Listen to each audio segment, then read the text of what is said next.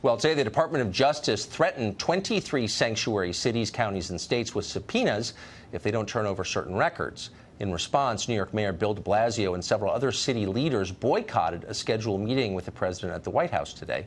David Campos is an attorney. He's a former member of the San Francisco Board of Supervisors, and he joins us tonight. Mr. Campos, thanks for coming on. Thank you very much, and I'm here as Deputy County Executive for the County of Santa Clara here in California. Santa Clara County, great county. Because you have that official role in California, let me ask you this. Your Attorney General, Javier Becerra, announced last week that employers in the state who cooperate with federal immigration authorities will be prosecuted by the state of California, which apparently is now its own country. Will you participate in this? If you find in your county employers collaborating with the U.S. government on immigration law, will you turn them in to the state of California for prosecution? I think I'm good enough a lawyer to know that before I answer that, I have to look at the specifics of that. What I can tell you is about the County of Santa Clara. We are proud to call ourselves a constitutional county that is trying to follow the letter and the spirit of the U.S. Constitution. And that's why when it comes to immigration, we're very clear that we're here to do the job that is outlined for us by the U.S. Constitution. We actually have sued the Trump administration twice and succeeded in every time where they have attempted to predicate federal funding to force counties like Santa Clara to be in the business of enforcing immigration law. Right. And with all due respect, we believe that there is a role for the federal government and there's a role for jurisdictions like Santa Clara. Okay, since you're a lawyer who helps run a big county in the biggest state, answer this. Is it consistent with readings of the Constitution ratified by the Supreme Court that a state would actively work to undermine federal law? Well, I'll answer it for you. No, actually, no. That's not happened since the Civil War. So what's your take on that as a county official and a lawyer?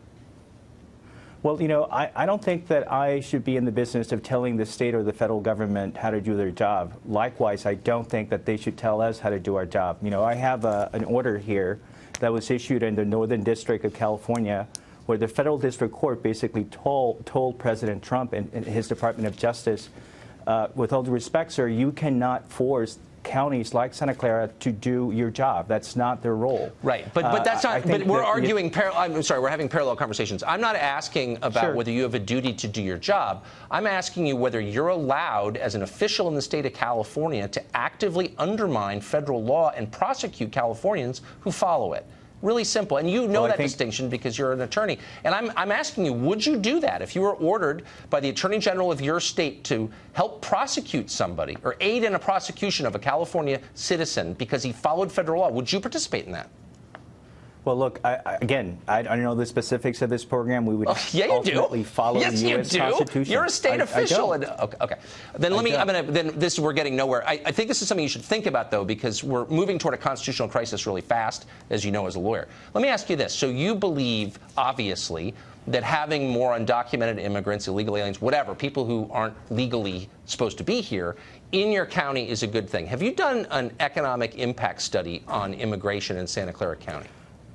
Well, let me first of all tell you, Mr. Carlson, and I thank you for the opportunity. It's a personal issue for me. My parents brought me here undocumented as a child. I was 14. Okay.